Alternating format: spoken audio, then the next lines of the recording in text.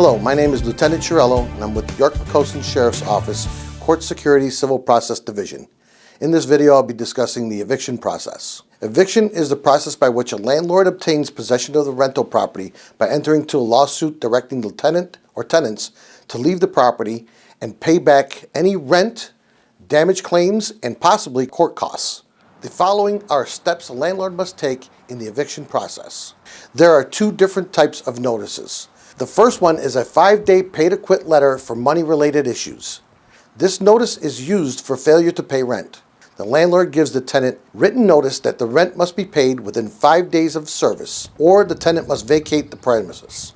The second is a 30-day letter for contractual issues.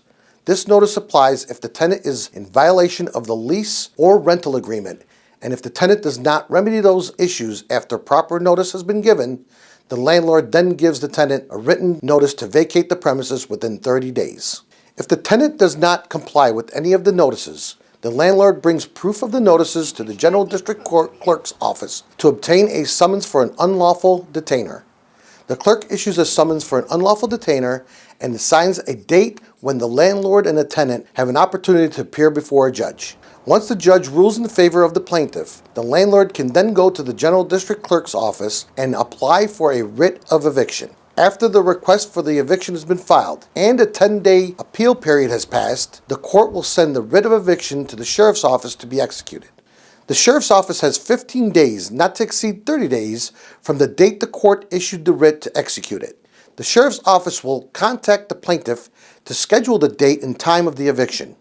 Once the eviction date has been set with the plaintiff, the Sheriff's Office serves the defendant with a notice giving them a minimum of 72 hours prior to the scheduled eviction to vacate the property. There are two types of evictions. The first is a full eviction or a move-out. With this, the plaintiff must provide a key to the premises or a locksmith upon the day of eviction. If the defendant is still staying in the residence with their property, the plaintiff must provide enough adults deemed necessary to the Sheriff's Office to execute the move-out eviction. The second type of eviction is a 24-hour lock-change eviction, or lock-out. This is the most common used eviction because it's far less costly than a full eviction. On eviction day, the plaintiff must provide a locksmith to change all the locks on exterior entrances to the dwelling.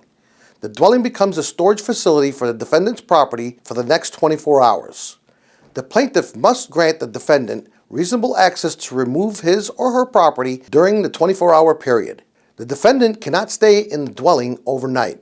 At the end of the 24-hour period, any property left in the dwelling goes into possession of the plaintiff, who may sell or destroy it. If the defendant remains on the property or returns to the property after the 24-hour period expires, without the landlord's consent, the defendant is trespassing.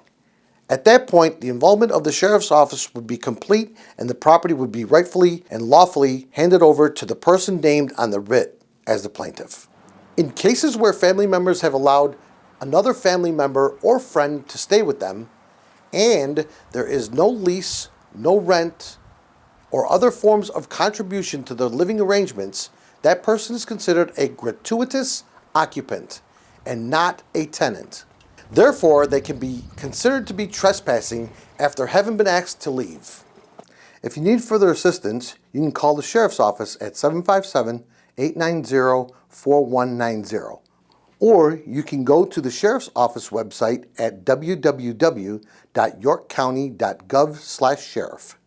If you're a struggling tenant, call the United Way of the Virginia Peninsula's Community Assistance Network at 757-229-2222.